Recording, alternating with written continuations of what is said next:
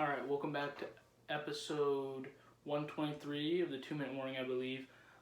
Thanks for tuning in again. Today I'm going to be talking about this upcoming matchup against Florida and Kentucky. While it may not look like much on paper, for the past 3-4 years, this has been a very big game for Florida.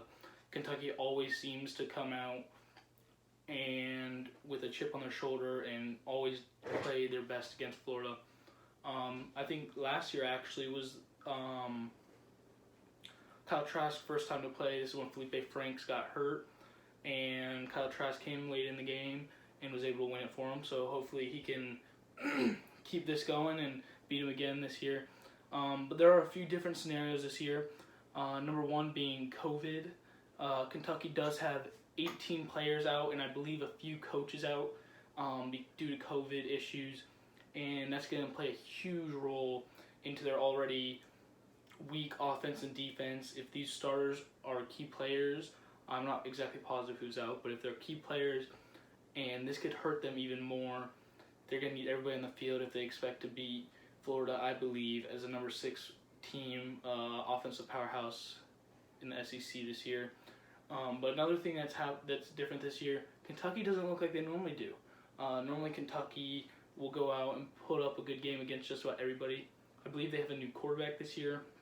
Not looking too good. I was looking at their stats earlier. They've had a few play this year, and all of them combined through under 1,000 yards, which isn't a good look. But their running game does play a bigger role in their offense than Florida's. But still, under 1,000 yards through 5-6 games. Not very good luck, but this is a Kentucky team who has struggled to put up points against good teams in this year. We saw that against Georgia and Alabama, only putting up 3 in both those games. Alabama absolutely crushing them 63-3.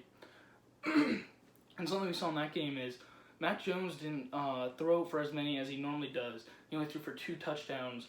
But Najee Harris was able to rush for 2, and I believe they had 2 of the running backs each score a touchdown. So the running game played a big role in Alabama's win last week over Kentucky. Hopefully we can see Florida start to incorporate that run game a little bit more as they've been trying to build it up for the upcoming games, and especially the Alabama game if it does happen.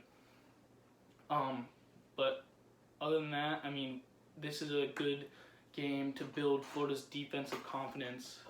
If they're able to hold Kentucky to under 14, 17 points, I think that's a very good job for them. We'd like to see under 10, but I understand that our defense is struggling, and this could be a good confidence booster for them.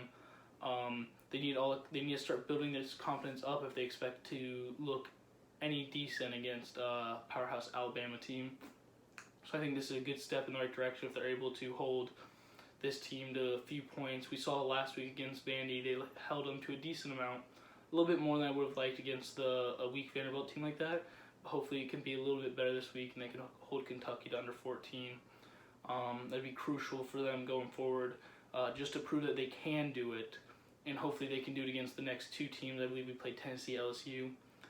If they can continue to build each week on that defense, I think that's a huge step in the right direction going into that Alabama game. And I believe that this is a good week for the offense to continue rolling. Kyle Trask to put up more touchdowns. Ultimately, I don't believe that this is too big of a game for him. If he were to go out and put up 4 touchdowns like he has been in the past 6-7 games, nobody's going to really think too much about it. It's a weak Kentucky team. I think ultimately that his Heisman is going to be dependent on whether he's able to beat Alabama in the SEC championship. I don't think this game is going to have too much. If he goes out and has a stellar game, it's going to build his case a little bit, but ultimately it's going to come down if he can beat Mac Jones head-to-head.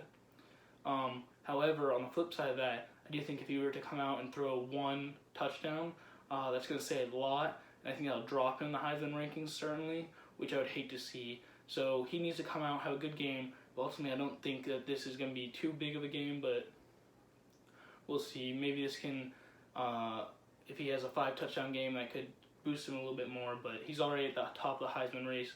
I just hate to see him slip up against a not quality team this week.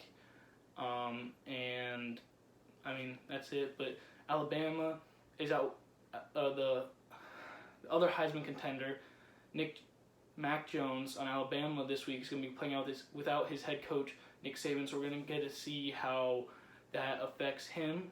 Might see some shifts in the Heisman race this week. Trevor Lawrence is finally able to play, and how the BYU quarterback does. But we'll see. Not too big of a week for college football, but